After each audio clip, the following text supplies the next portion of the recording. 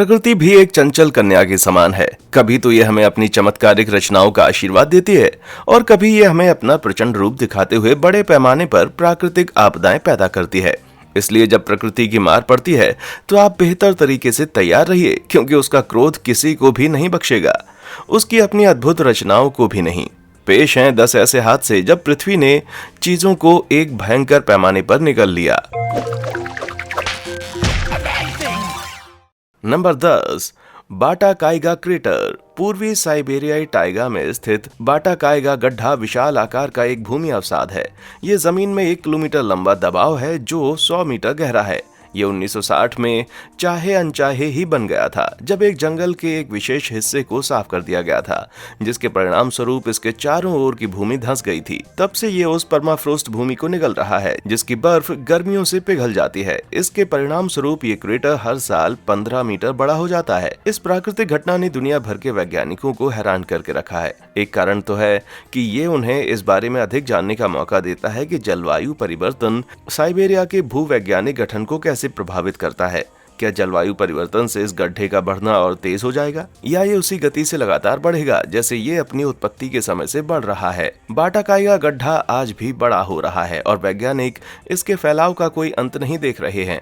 अगर ये अगले कुछ दशकों या शताब्दियों तक ऐसा करना जारी रखेगा तो ये निश्चित रूप से और भी गंभीर हो जाएगा, साइबेरिया की परमाफ्रॉस्ट भूमि को प्रभावित कर देगा। Number 9, the grandfather sinkhole. खदानों के शहरों में सिंकहोल अधिक दिखाई देते हैं क्योंकि खनन गतिविधियां मिट्टी को कमजोर करती हैं। तो ऐसा कुछ हुआ बेरेनिकी शहर में, एक खनन शहर जहां द ग्रैंडफादर सिंकहोल प्रकट हुआ। ये एक विशाल सिंकहोल है जो हर एक साल में बढ़ता रहता है।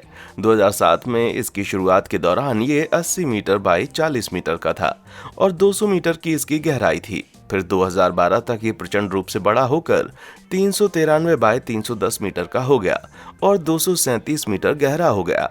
इस विशाल सिंकहोल के बनने के कारण बेरेजनिकी शहर के लिए और अधिक समस्याएं पैदा हो गईं, क्योंकि पूरे शहर में हर जगह सिंकहोल उभरने लगे। इसने नागरिकों को बड़े जोखिम में डाल दिया और 2000 लोग इस डर से शहर को छोड़कर चले गए कि कोई गड्ढा उनके घर को एक दिन निगल जाएगा। वर्तमान में बेरेजनिकी शहर में 24 घंटे निगरानी होती है। स्थानीय अधिकारी किसी भी बढ़ते हुए सिंकहोल के लक्षणों की तलाश करते हैं। जब तक इन सिंकहोल्स का कोई समाधान नहीं निकलता है, तब तक इसके नागरिकों को अपनी सुरक्षा के लिए इंतजाम और प्रार्थना करनी होगी।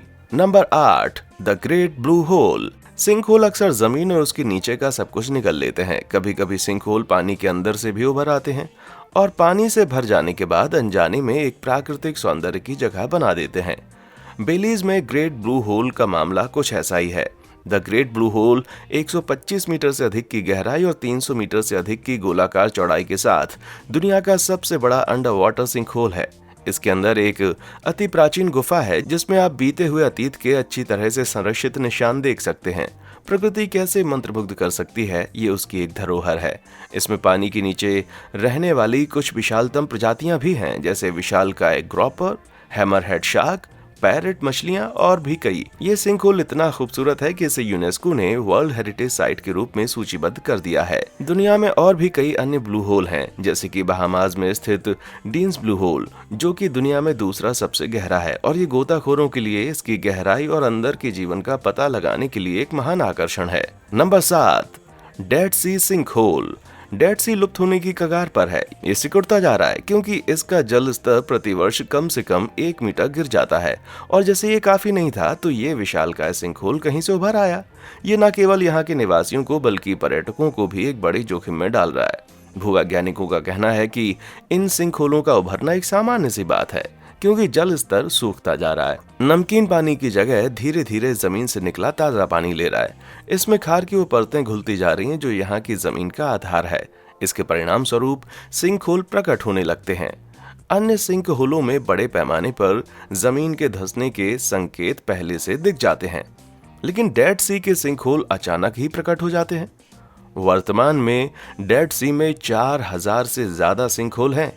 जब तक इजराइल, जॉर्डन और फिलिस्तीन डेड सी को पुनर्जीवित करने के लिए कदम नहीं उठाते, तब तक यहाँ गुफा जैसे सिंकहोल्स का उभरना जारी रहेगा।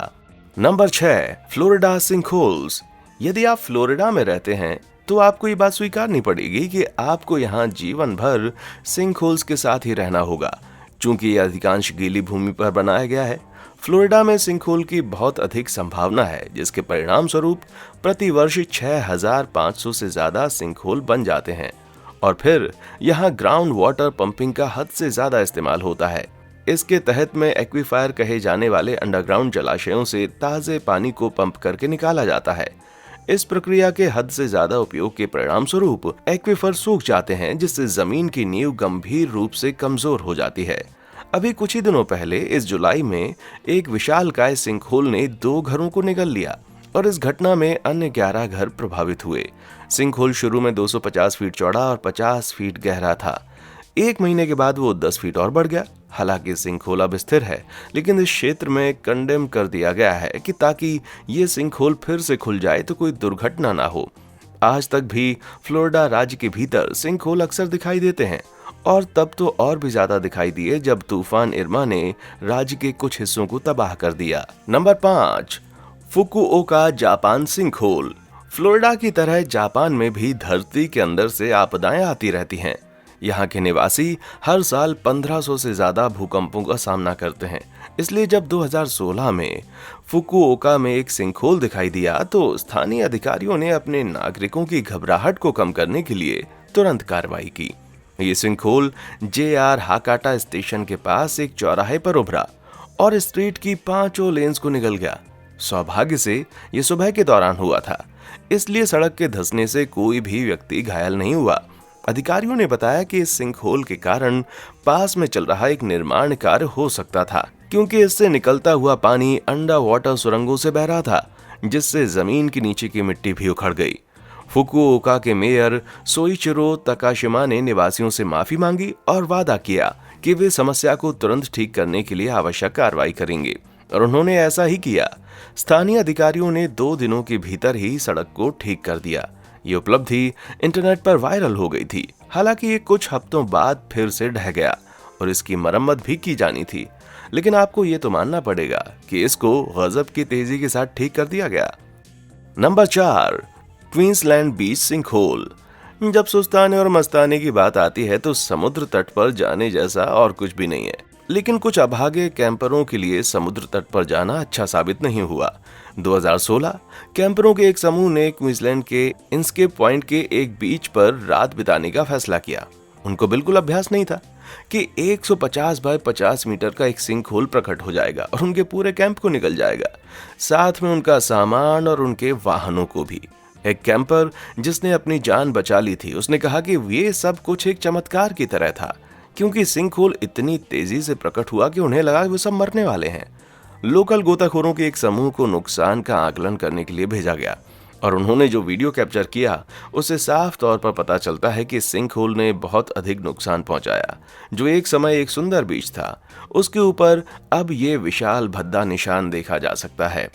स्थानीय लोगों के अनुसार ये कोई नई बात नहीं है, क्योंकि यहाँ समय समय पर सिंकहोल्स बनते रहते हैं। वे इनके जोखिमों के बारे में कैंपर्स को आगाह भी करते हैं, लेकिन चेतावनियों को अक्सर नजरअंदाज कर दिया जाता है। हालांकि इसे फिर से जनता के लिए खोल दिया गया है।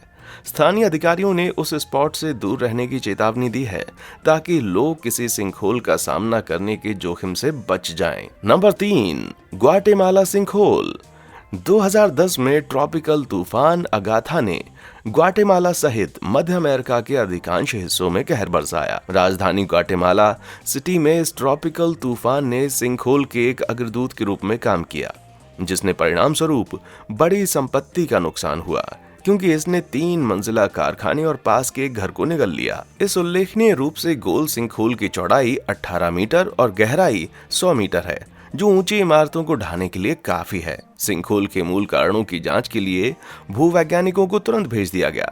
हालांकि ट्रॉपिकल तूफान ने भी इसकी उत्पत्ति में भूमिका निभाई थी। भूवैज्ञानिकों का कहना था कि मुख्य कारण था घटिया अंडरग्राउंड इंफ्रास्ट्रक्चर। अंडरग्राउंड पाइप्स का लीक होना और बिल्डिंग नियमों में ढिलाई भी जिम्मेदार थी। उनके अनुसार इस सिंकहोल को कभी ना कभी तो आना ही था। हालांकि सिंकहोल को बहुत पहले ठीक कर दिया गया है। शहर के निवासियों को डर है कि ये भविष्य में कुछ समय के बाद फिर से हो सकता है, खासकर जब पहले भी बड़े पैमाने पर सिंकहोल उभर चुके हैं। नंबर 2, ज़ियाओज़ाई टियाकिंग।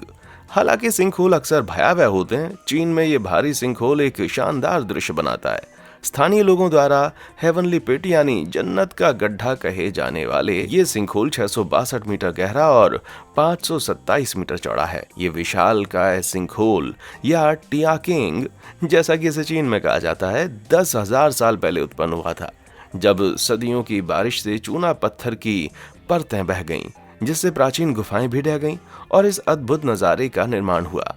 क्या आप सोच सकते हैं कि इसका ढहना कितना भयानक था? ये एक साथ विस्फोट करने वाले हजारों बमों की शक्ति के बराबर था। अपने प्रभावशाली आकार और गहराई के कारण ये एक प्रमुख पर्यटक आकर्षण बन गया है।